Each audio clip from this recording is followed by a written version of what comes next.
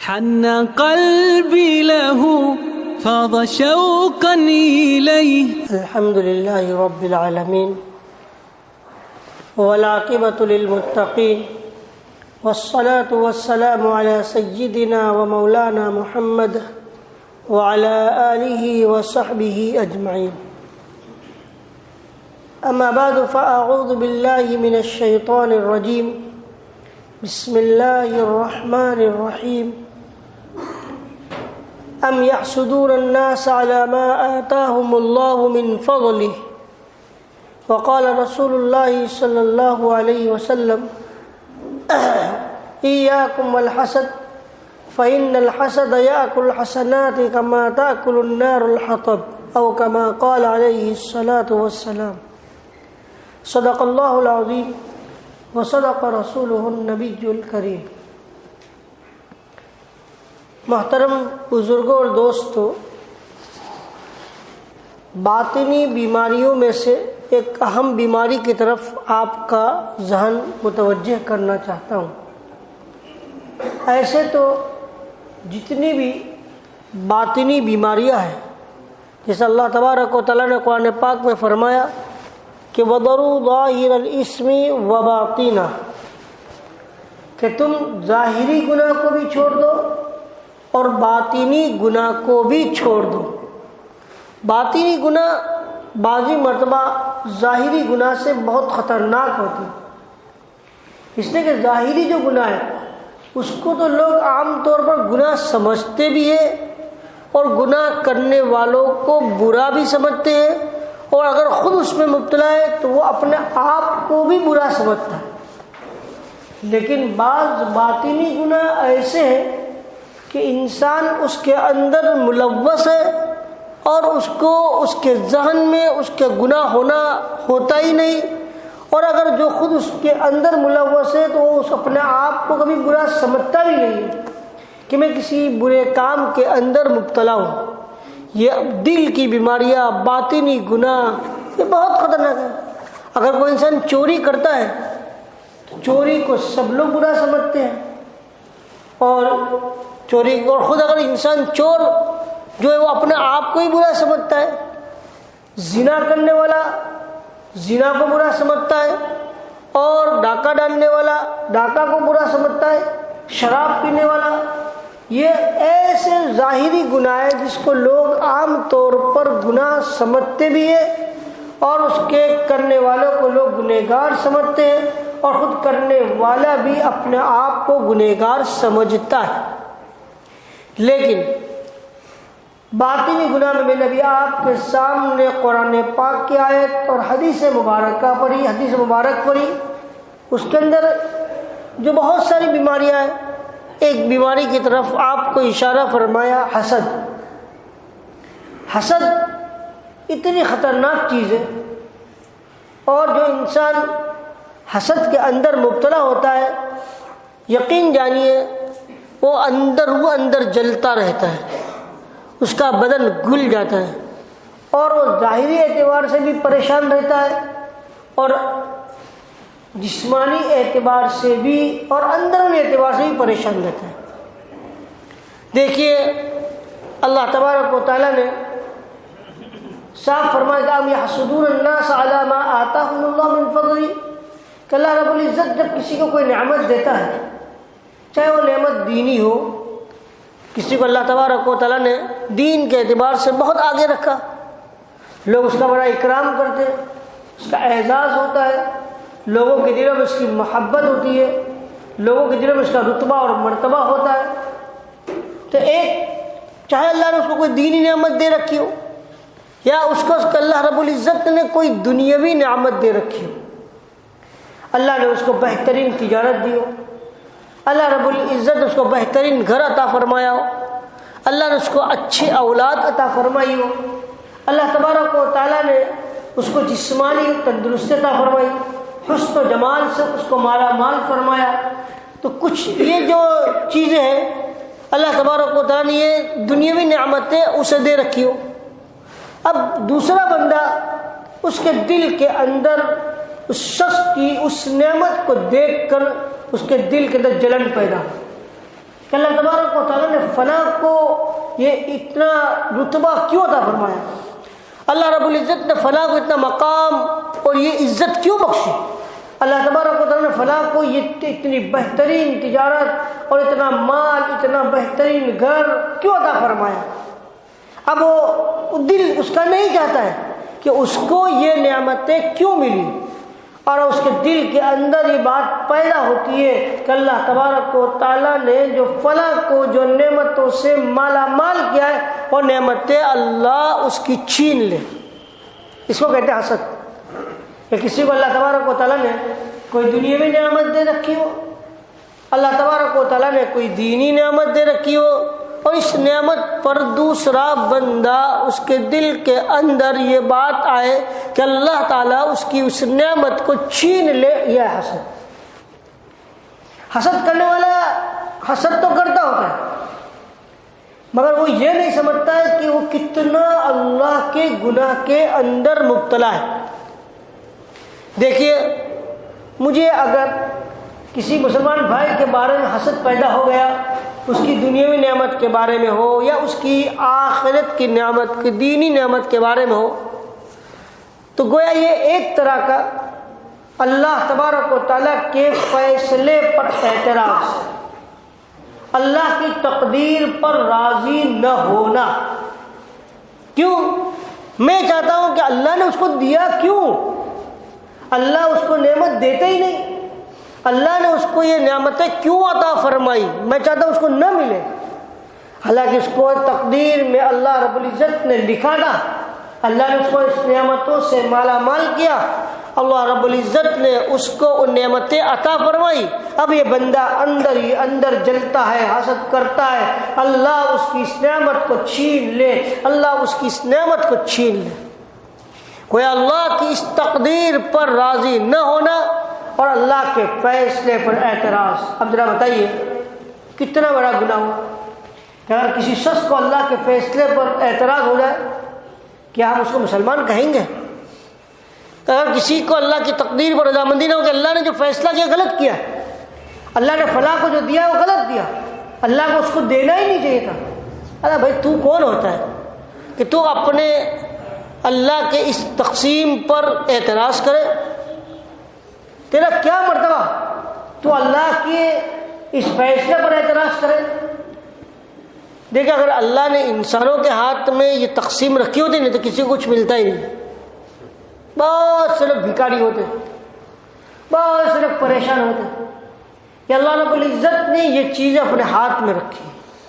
اللہ وتعز من تشاء وتذل من تشاء بہت پڑھیں گے، مگر پڑھ کر دل میں اس کو بٹھاتے نہیں ہیں کہ میرا اللہ جس کو چاہے عزت دے، میرا اللہ جس کو چاہے ذلت دے، میرا اللہ کے ہاتھ میں، میرا اللہ جس کو چاہے نعمتیں دے، میرا اللہ جس کو چاہے نعمتیں نہ دے۔ اگر کسی کو اللہ تعالیٰ نے کوئی نعمت دے دی، کسی کو اللہ نے کوئی مرتبہ عطا فرما دیا، کوئی منصب کوئی عہدہ عطا فرما دیا، یہ اللہ کی تقدیر ہے، اللہ کی تقسیم ہے۔ اللہ کے بندوں کو تو اس تقسیم پر، اس تقدیر پر راضی رہنا چاہیے۔ اصل چیز ہے، بندے کو بندہ کہتے اس کو ہے عبدیت۔ اللہ جو کرے جس طرح کرے اس پر راضی، اللہ کے فیصلے پر چونا چیرا، یہ کیوں وہ کیوں، اس بندے کو کوئی حق نہیں ہے۔ اس لیے میں نے کہا تھا نا، قرآن پاک کی آیت ہے، یا ایھا الذین آمنوا ادخلوا فی السلم کافہ، اور اسلام کا مطلب یہی ہے کہ اللہ تعالیٰ کے حکم پر آگے اپنے سر کو جھکا دینا، اللہ کے حکم کے آگے اپنے سارے وجود کو اس کا تابع بنا دینا۔ بس اللہ ہی کا حکم ہے، اللہ نے یہ فیصلہ کیا ہے، اللہ کی یہ تقسیم ہے، اللہ نے یہ تقدیر رکھی ہے، فلاں کے بارے میں ہم اس سے راضی ہیں۔ یہ اصل چیز ہے۔ حضرت انس رضی اللہ تعالیٰ عنہ کی ایک روایت ہے، جب نبی کریم صلی اللہ علیہ وسلم مدینہ المنورہ آئے، آپ صلی اللہ علیہ وسلم کے پاس حضرت انس رضی اللہ تعالیٰ عنہ کے سوتیلے باپ حضرت ابو طلحہ انصاری رضی اللہ تعالیٰ عنہ نبی کریم صلی اللہ علیہ وسلم کی خدمت اقدس میں آئے اور آ کر کہا، یا رسول اللہ صلی اللہ علیہ وسلم، ہمارا بچہ ہے، ہم آپ کو دیتے ہیں، آپ اس کو اپنی خدمت میں رکھ لیں۔ 10 سال کے تھے، 10 سال کی عمر۔ حضور پاک علیہ السلام نے ان کو اپنی خدمت میں رکھ لیا کہ چلو باہر کے کام میں کام آ جائے گا، کچھ لانا لے آنا، بچے اس میں تو بڑے ماہر ہوتے۔ حضرت انس رضی اللہ تعالیٰ عنہ نے نبی کریم صلی اللہ علیہ وسلم کی بہت خدمت کی، بہت خدمت کی، اور ایک بات تو یہ ارشاد فرمائی کہ 10 سال تک میں نے آپ صلی اللہ علیہ وسلم کی خدمت کی، مگر کبھی حضور پاک علیہ السلام نے مجھے ڈانٹا نہ مارا، اور نبی کبھی یوں کہا یہ کیوں کیا، اور کبھی نہ یہ کیا کہ یہ کیوں نہیں کیا۔ یہاں تک اتنے پیار، اتنی محبت کے ساتھ مجھے آپ صلی اللہ علیہ وسلم نے رکھا ہے۔ ایک مرتبہ کا اپنا خود کا واقعہ بیان کرتے ہیں کہ آپ صلی اللہ علیہ وسلم مجھے کسی کام کے لیے باہر بھیجا گیا، فلاں چیز لیا، تو میں تو بچہ تھا، نہیں آؤں گا، نہیں لے جاؤں گا، نہیں لاؤں گا۔ پھر لینے گیا، بہت دیر ہو گئی، لے کر نہیں آیا، تو حضور پاک ایسا میری تلاش میں نکلے۔ میں ایک کھیل ہو رہا تھا، وہاں کھڑا ہو کے کھیل دیکھ رہا تھا۔ آپ صلی اللہ علیہ وسلم نے مجھے پیچھے سے انس کہا، انس، اس وقت بھی نہ مجھے آپ نے ڈانٹا نہ مارا۔ یہ ہے حضور پاک علیہ السلام کی شان کہ آپ کی خدمت 10 سال تک حضرت انس رضی اللہ تعالیٰ عنہ نے فرمائی، مگر آپ صلی اللہ علیہ وسلم کو نہ کبھی غصے ہوئے، کبھی ناراض ہوئے۔ خیر، حضرت انس رضی اللہ تعالیٰ عنہ فرماتے کہ ایک مرتبہ نبی کریم صلی اللہ علیہ وسلم نے فرمایا، یا بنیہ، اے میرے بیٹے، اگر تو صبح اس طرح کرے یا شام اس طرح کرے کہ تیرے دل کے اندر کسی کے بارے میں کچھ بھی نہ ہو، دل بالکل صاف ہو ایک کے بارے میں، تو ایسا کر،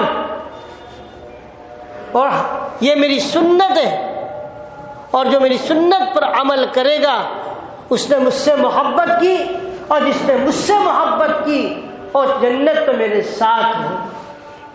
اتنی بڑی بات بیان فرما دی کہ اگر ہم اور آپ اپنے دل کو اللہ کے بندوں کے لیے بالکل پاک اور صاف رکھیں گے، یہ ہے نبی کریم صلی اللہ علیہ وسلم کی بہت بڑی سنت ہے۔ ہم حضور پاک علیہ وسلم کی سنتوں کو کھانے پہ تلاش کرتے کہ پہلے میٹھا کھانا سنت کے، پہلے بعد میں کھانا سنت ہے، سنت سے بہت یاد آتی ہے، اور جو ہمارا دل چاہتا ہوتا ہے وہ سنت سے بڑی یاد آتی ہے۔ یہ بھی ایک سنت ہے، بڑی سنت ہے کہ ہم اپنے دل کو اللہ کے بندوں کے لیے پاک و صاف رکھیں، کسی کے بارے میں بھی اپنے دل کے اندر کسی بھی قسم کا کوئی بغض، کینہ نہ ہو، پاک و صاف۔ یہ نبی کریم صلی اللہ علیہ وسلم نے حضرت انس رضی اللہ تعالی عنہ کو فرمایا کہ اگر ایسا کر سکتے ہو تو ایسا کیجیے۔ ہم دیکھیں ہمارے دل کتنا پاک و صاف ہو، اور ہمارے دل کے اندر کتنی صفائی ہے، کیا ہمارے مسلمان بھائی کے بارے میں، ہمارے دوست کے بارے میں، ہمارے رشتہ داروں کے بارے میں اپنا دل صاف ہے یا نہیں؟ اگر صاف ہے تو اس پر نبی کریم صلی اللہ علیہ وسلم نے بڑی خوشخبری دی، یہ میری سنت ہے، اور جس نے سنت سے محبت کی اس نے مجھ سے محبت کی، اور اس سنت پر عمل کرنے کے نتیجے میں کل قیامت کے دن جنت میں وہ نبی کریم صلی اللہ علیہ وسلم کے ساتھ ہوگا۔ اس سے بڑھ کر خوشخبری کیا ہو سکتی ہے کہ ہمیں آقا صلی اللہ علیہ وسلم کا جنت میں ساتھ ملے۔ اس لیے دنیا ہے، ہوتا رہتا ہے، کچھ نہ کچھ تو ہوتا ہی رہتا ہے۔ ایک روایت میں ہے کہ جب تم ساتھ مل جل کر رہو گے تو مزاج لوگوں کے مختلف ہوتے ہیں، ایک دوسرے کے ساتھ رہنے کی وجہ سے اونچ نیچ تو آتی رہے گی، لیکن بہتر ہے وہ شخص جو اس اونچ نیچ پر کیا کر لے، صبر کر لے اور معاف کر دے۔ یہ تو بات ہے، یہ یقینی چیز ہے کہ آپس میں ساتھ رہنے کے نتیجے میں ایک دوسرے کے بارے میں دل میں کچھ نہ کچھ آتا رہے گا، لیکن اچھی بات یہ ہے کہ ہم اپنے دل کو پاک رکھیں، صاف رکھیں، اور اگر کسی سے کوئی بات پیش آ گئی ہو تو اسے معاف کر دیں۔ بڑا مشکل کام ضرور ہے۔ اللہ تعالیٰ خود فرماتا ہے کہ وَلَا يُلَقَّاهَا إِلَّا الَّذِينَ صَبَرُوا، یہ معاف کرنا، یہ دل کو پاک کر لینا، یہ دل کو صاف کر لینا، یہ ہر ایک کے بس کی بات نہیں ہے، دل گردے والے کا کام ہے کہ کوئی ہم کو برابر ستائے، پریشان کرے، ہر وقت ہمیں تکلیف پہنچائے اور ہر وقت ہمیں ذلیل کرنے کی کوشش کرے اور ہم اس کو ہمیشہ معاف کرتے رہے اور اس کے ساتھ اچھا سلوک کرتے رہے، ہر ایک کے بس کی بات نہیں ہے۔ یہ بڑے لوگوں کا کام ہے، دل گردے والوں کا کام ہے۔ اللہ فرماتا ہے، مگر فرماتا اللہ وَلَا يَلَقَّاهَا إِلَّا ذُو حَظٍّ عَظِيمٍ، جو ایسا کرے گا اللہ اس کو بڑا نصیبے والا ہے کہ جس کو اللہ تبارک و تعالیٰ یہ صفت دے دے، یہ دولت دے دے کہ ساتھ میں رہنے کے نتیجے میں آنے والی تکالیف کو برداشت کرے، آنے والی پریشانیوں کو برداشت کرے اور سامنے والے کو معاف کر کے اپنے دل کو پاک و صاف کر لے۔ اللہ فرماتا بڑا نصیبے والا ہے۔ ایک مرتبہ کا واقعہ ہے کہ ایک بڑا نبی کریم صلی اللہ علیہ وسلم نے اپنی مجلس جمی ہوئی تھی، آپ صلی اللہ علیہ وسلم فرمایا کہ ابھی ایک شخص آئے گا وہ جنتی ہے۔ اتنے میں ایک شخص آئے، ایسا محسوس ہو رہا تھا کہ انہوں نے تازہ وضو کیا ہوگا، ان سے ان کے چہرے سے پانی بھی ٹپک رہا تھا۔ وہ آ کر بیٹھ گئے۔ پھر دوسرا دن ہوا، پھر دوسرے دن نبی کریم صلی اللہ علیہ وسلم نے یہی ارشاد فرمایا، کبھی ایک شخص آئے گے وہ جنتی، تو دوسرے دن بھی وہی شخص آئے اور اس میں بھی تازہ وضو کر کے آئے تھے، مسجد کے اندر داخل ہوئے تھے، ان کے چہرے سے وضو کا پانی ٹپک رہا تھا۔ پھر تیسرا دن ہوا، آپ نے پھر یہی فرمایا، پھر وہی شخص آئے۔ حضرت عبداللہ ابن عمرو ابن عاص رضی اللہ تعالیٰ عنہ کے دل میں آیا کہ کیسا یہ عمل کرتا ہوگا کہ حضور پاک علیہ السلام نے تین دن تک یہ بات ارشاد فرمائی کہ وہ جنتی ہے، آخر اس کا عمل کیا ہے اور وہ کیا عمل کرتے ہوں گے کہ جس کی وجہ سے حضور پاک علیہ السلام نے یہ ارشاد فرمایا۔ حضرت عبداللہ بن عمرو بن عاص رضی اللہ عنہ اس شخص کے پاس گئے، مجلس ختم ہوئی، کہا کہ بھائی آج ذرا میرے گھر میں میرے والد صاحب سے تھوڑی انبن ہو گئی ہے، تھوڑا ایسے ہی توریہ اختیار کیا، جھوٹ سناتن نہیں، میں چاہتا ہوں کہ میں آپ کے ساتھ رہوں کچھ دن۔ بتائیے رہو۔ اصل مقصد ان کا یہ تھا کہ ان کے ساتھ رہیں گے دن بھر رات بھر تو ان کے وہ اعمال دیکھیں گے کہ وہ کون سا ایسا عمل کرتے ہیں کہ جس کے نتیجے میں حضور پاک علیہ السلام نے ان کو جنت کی بشارت دی۔ یا عبداللہ ابن عمرو بن عاص رات کو برابر ان کو دیکھتے رہے اور دین کے اعمال بھی برابر دیکھتے رہے۔ ان کے دل میں آیا ایسا تو کوئی عمل نہیں ہے کہ جس کی وجہ سے میں یہ فیصلہ کروں کہ اس عمل کی بنیاد پر نبی کریم صلی اللہ علیہ وسلم کو جنتی کہا ہو۔ یہ تو ان کے پاس گئے کہ بھائی کوئی گھر میں انبن بننی ہے، میں تو ایسے ہی آ گیا تھا آپ کے پاس اور آپ کے اعمال کو دیکھنا تھا۔ حضور پاک علیہ السلام نے لگاتار 3 دن آپ کے بارے میں جنتی ہونے کی بشارت دی، تو میں آپ کو وہ عمل دیکھنا چاہتا تھا کہ آپ کون سا عمل کرتے ہیں کہ جس کی وجہ سے آپ کو یہ بشارت ملی۔ فرمایا بھائی میرا تو یہی عمل ہے جو آپ نے دیکھا، اس کے علاوہ تو کوئی ایسا عمل نہیں ہے۔ پھر ہاں ایک بات ہے، وہ یہ کہ جب میرے دل میں ہمیشہ اللہ کے بندوں کے لیے صاف رکھتا ہوں، میرے دل کے اندر میں کچھ نہیں ہوتا میل، میں کسی کے بارے میں کوئی چیز اپنے دل کے اندر نہیں رکھتا، نہ کینہ نہ حسد۔ فرمایا یہی ہے عمل کہ جس کے نتیجے میں آپ کو نبی کریم صلی اللہ علیہ وسلم نے جنت کی بشارت دی۔ آج ہم اپنے اعمال کو دیکھیں، جہاں اللہ تبارک و تعالیٰ کسی کو کوئی نعمت دے دی اور اگر بالفرض ایک ہی تجارت ہو اور ایک ہی محلے میں رہتے ہو اور ایک ہی کیٹیگری کے ہو، اور اگر کسی کو اللہ نے کچھ بڑھا دیا، کوئی نعمت زیادہ عطا فرما دی اور اللہ تبارک و تعالیٰ نے اس کے کاروبار کو آگے بڑھا دیا، تو یہ دوسرا انسان پھر اس کے دل کے اندر اس کے بارے میں حسد۔ میں یاد رکھیے آج جو ہمارے اندر نااتفاقی ہے، ہمارے اندر انتشار، اختلاف اور جھگڑے اور لڑائی ہے، ایک دوسرے کے دل مختلف ہے، ایک دوسرے کے دل جو ایک نہیں ہو رہے، اس کی ایک وجہ یہ بھی ہے کہ ہمارے دل کے اندر حسد ہے۔ ہم کسی کی اچھائی کو دیکھ نہیں سکتے، ہم کسی کی عزت کو نہیں دے سکتے، ہم کسی کے مال کو نہیں دے سکتے، ہم کسی کی تجارت کو نہیں دے سکتے، اور اس کی وجہ سے ہم یہ چاہتے کہ کس طرح اس کو گرا لیں اور اس کی پیر پکڑ اس کو زمین پر پٹک دے، اس کو ذلیل کرنے کی کوشش۔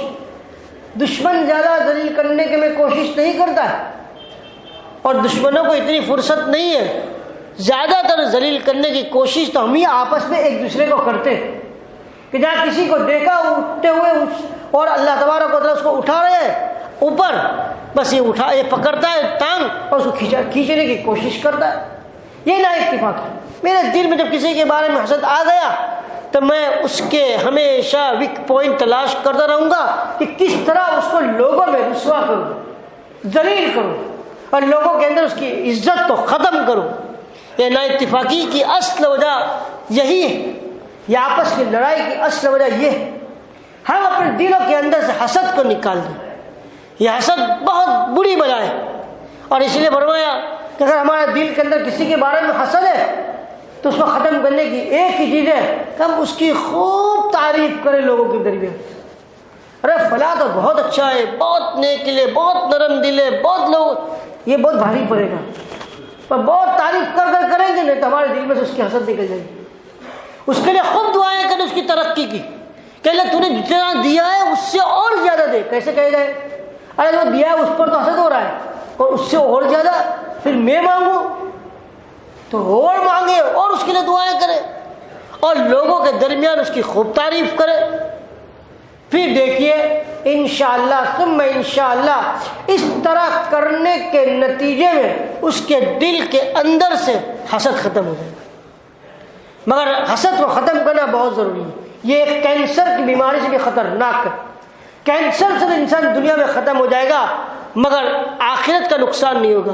اگر اس حسد کو لے کر ہمارے دل میں رکھا ہم کینہ اور بغض میں مبتلا ہوں گے، اور اس کے نتیجے میں ہماری آخرت میں بھی مغفرت نہیں ہوگی، ہم بہت پریشان رہیں گے، ہماری حالت خراب رہے گی۔ اس لیے میرے محترم بزرگوں اور دوستوں، اس بیماری سے اپنے آپ کو بچانے کی فکر کریں اور ہمیشہ اپنے دل کو ہر ایک سے پاک و صاف رکھے۔ اللہ تبارک و تعالیٰ مجھے اور آپ کو جو کچھ باتیں کہی گئی اس پر عمل کرنے کی توفیق عطا فرمائے۔ وآخر دعوانا الحمد للہ رب العالمین۔